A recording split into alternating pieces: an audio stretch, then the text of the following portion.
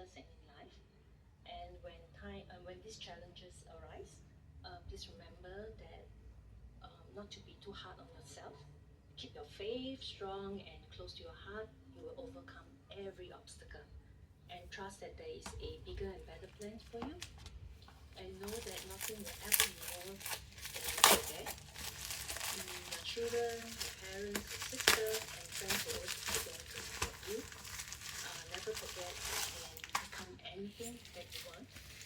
But above all, always be kind. And lastly, what didn't break you will only make you stronger.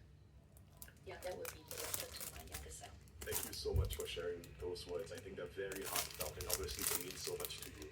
If you could identify the part of the letter that you think would have meant the most to the younger version of yourself, what do you think that part of the letter would be? I would think that what really keep me going right now that I read this letter is the part that I tell myself, things can only get better because you hit rock bottom. And there's nothing, you don't have anything, so you have nothing to lose, right? The only way is getting up, right? And truly, whatever that have not broken you, surely you can really grow strong, right? So that really motivates me to really want to restart every time I fail.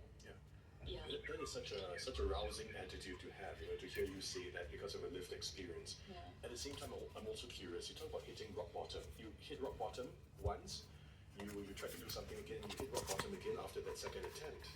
Surely it must have been even more, twice as dispiriting for you after the third setback. Correct. So emotionally, you feel very depleted. Seriously, money-wise, it's all gone, right? So, but the thing is that because two experiences are different, right? One is I lost, my business to natural disaster. It's disaster. It's nothing that I can do. I have no control, right? But I would think that looking back, I would tell all startup and entrepreneur, don't over leverage. Don't over leverage. Yeah. In terms of your borrowings. Whether you're borrowing or whatever the saving, right? I didn't borrow, right? So it's my saving. But then I think it's not wise to put everything that you have, right, into a business.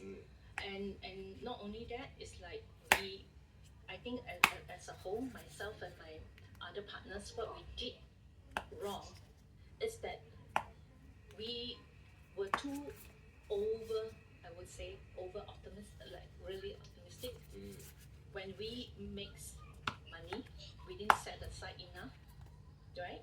What we do is that we put everything back and then we open the second one, the third one, right? So basically meaning that in that sense, we are not being very savvy in terms of our, managing the cash flow and the finances, right? We think that, every day is going to be, rosy. So that is something that I think that if I can have control right now, I will have to do differently. Right. That was the most valuable entrepreneurial, most valuable business lesson that you learned from that first setback. From the first setback, right? It's like we should not